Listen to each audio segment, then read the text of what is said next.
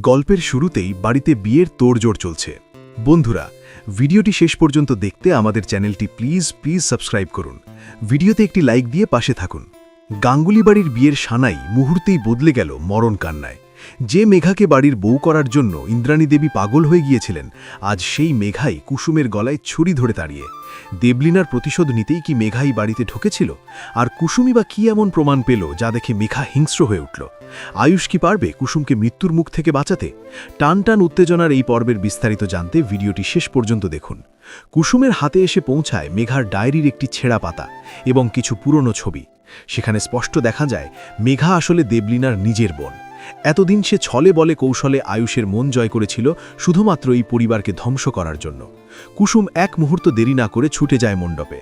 আয়ুষ যখন মেঘাকে আংটি পরাতে যাবে ঠিক তখনই কুসুম চিৎকার করে ওঠে, থামো ছোট সাহেব। সবাই অবাক হয়ে তাকায়। কুসুম সবার সামনে মেঘার ব্যাগ থেকে বের করে সেই ছবি আর রিভলভার যা মেঘা লুকিয়ে রেখেছিল। কুসুম বলে, এই মেঘা সেই মেঘা নয় যাকে আপনারা দেখছেন। ও এসেছে দেবলীনার অপমানের প্রতিশোধ নিতে। ও এসেছে আয়ুষকে শেষ করতে। মুহূর্তের মধ্যে মেঘার মুখের হাসি মিলিয়ে যায়।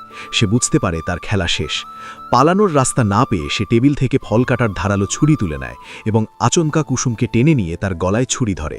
মেঘা চিৎকার করে বলে, কেউ যদি সামনে আসার চেষ্টা করে তবে কুসুমের লাশ পড়বে এখানে।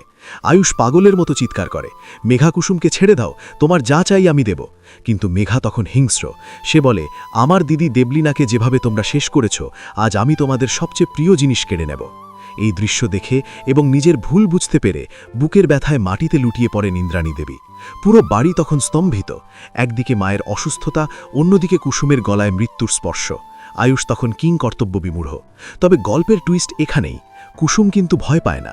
সে চোখের ইশারায় আয়ুষকে কিছু একটা বোঝানোর চেষ্টা করে।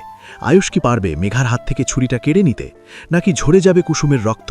আপনারা কি মনে করেন, দেবলীনার সাথে গাঙ্গুলি পরিবার আসলেই কোনো অন্যায় করেছিল? মেঘার কি শাস্তি হওয়া উচিত, নাকি তার প্রতিশোধের পেছনে কোনো যুক্তি আছে? কমেন্ট করে আপনাদের মতামত জানান।